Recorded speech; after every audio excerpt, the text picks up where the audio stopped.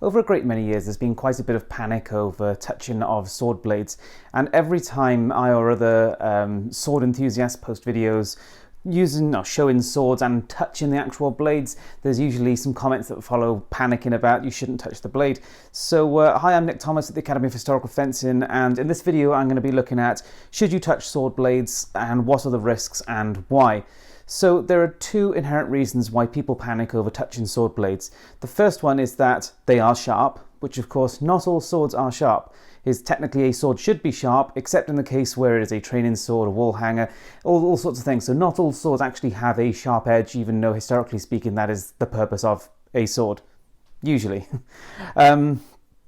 So we'll look at the sharpness perspective, and then we'll look at the other perspective, which is the damage that you do to the blade. So the blade can damage you and you can damage the blade. There we go.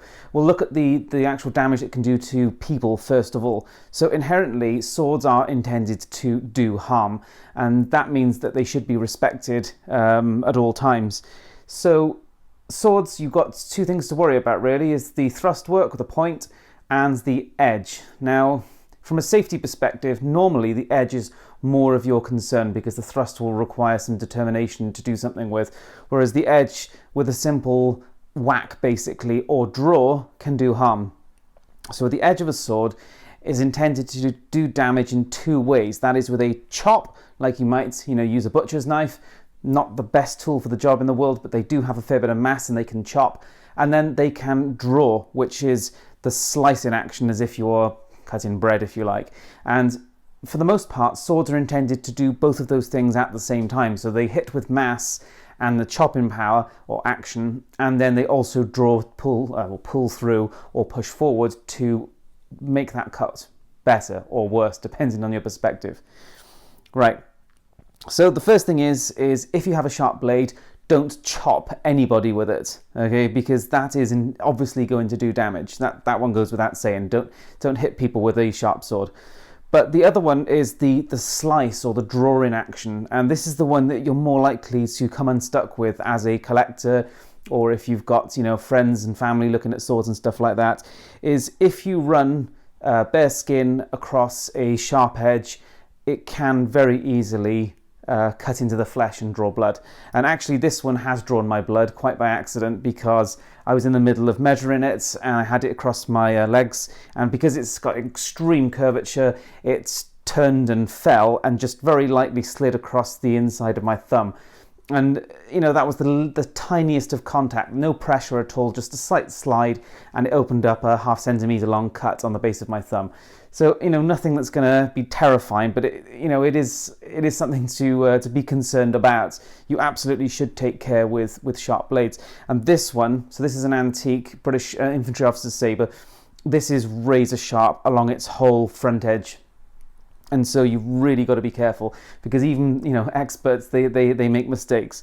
So yeah, you should be very careful with the edge. You should never run the edge along skin, and if you want to test the sharpness of a blade, you work against the edge like this, and that is how you will very quickly, with your finger or ideally the thumb, is just test the blade.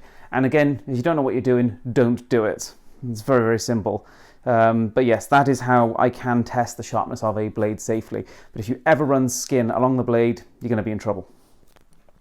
Right, so that covers us with the harm that the sword can do to the person, is that the edge can damage with a chop, with a slice, and there is some risk with the point. And that seems silly, but actually people trip and fall and all kinds of things with points and can do some serious damage. I was just reading an account a few days ago of a British cavalryman who fell from his saddle and his sword flew out of the scabbard and he landed on it and it killed him. So there you go. There is an inherent risk with the point as well. So there is the sword covered.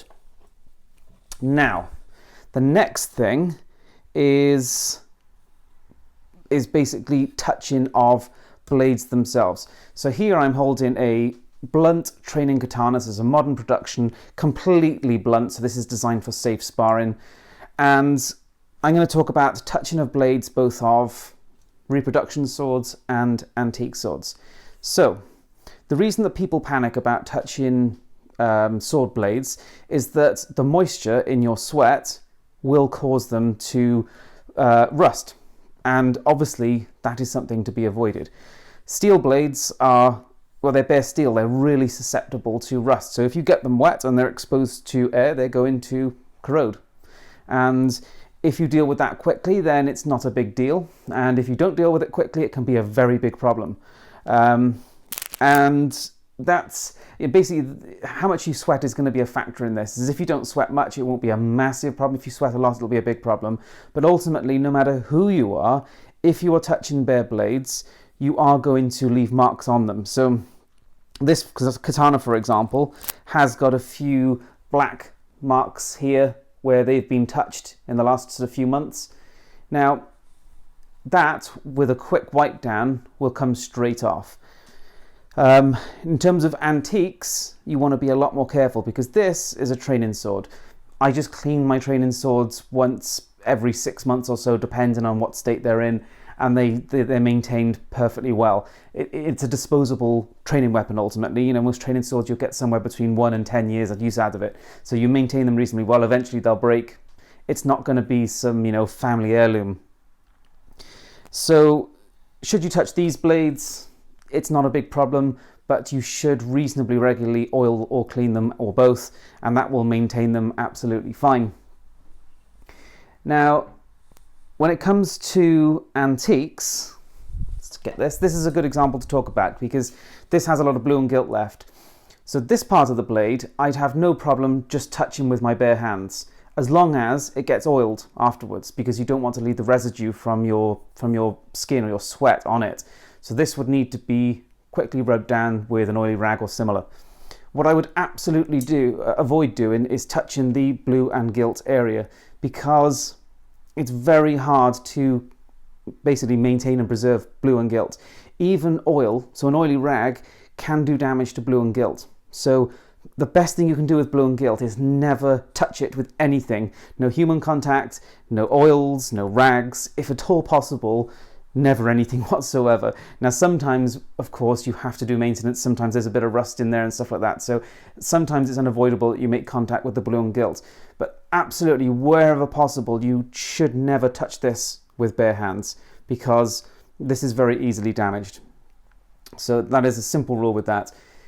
Right, so what I'm saying is, in terms of touching sword blades, your hands touching bare steel blades will leave marks. And there are horror stories, particularly within, say, the Japanese sword community, of their friends touching their blades and then them getting sheathed, and then months later they find a perfect fingerprint on the blade, and they then have to send them off for very expensive polishing.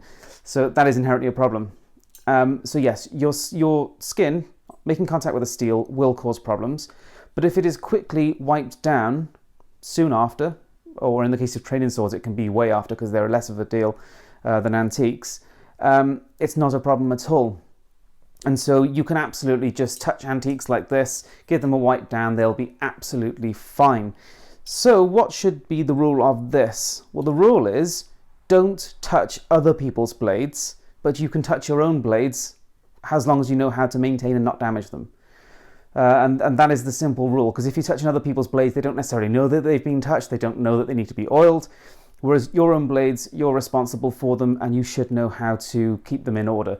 So yeah, like me, these are my own swords I'm showing on the channel. I keep them in good condition simply by making sure that I don't touch the blue and gilt, that I don't cut myself with my own swords, and I oil and clean them as is necessary. And in the case of training swords where you have ended up with some black marks on, because ultimately a training sword, it's coming out in and out of bags all the time, it's being handled. It might even be used in some half sword techniques with long swords, and in fact the Japanese did also use some techniques with the offhand on the blade as well at times. So you're going to end up with marks. Oil them occasionally. If they're showing up some basically stains and marks, then use something a little bit more corrosive, like Autosol is my favourite. And that is mildly corrosive, and you'll just take the polish straight back on. Well, you'll basically improve the polish within minutes on a blade like this. So yeah, on training swords, don't worry about touching the blade so much if it's your own. Just make sure you clean them and oil them occasionally. On antiques, if you are touching the blades, make sure you oil them pretty soon afterwards, because you are going to cause long-term damage. And when it comes to things like blue and gilt, that is a bit more susceptible to damage, avoid contact whatsoever. So there you go. there is a bit of this myth built up that, you know, if you touch a sword blade, it will be damaged, it will automatically rust and that kind of thing. No, it won't, but make sure you are looking after your own blades and don't touch other people's blades unless they, you know, are right there with you and happy to do so. So yeah, that's it. You can touch sword blades, but know what you're doing, stay safe, and, you know, don't ruin antiques. Thanks for watching.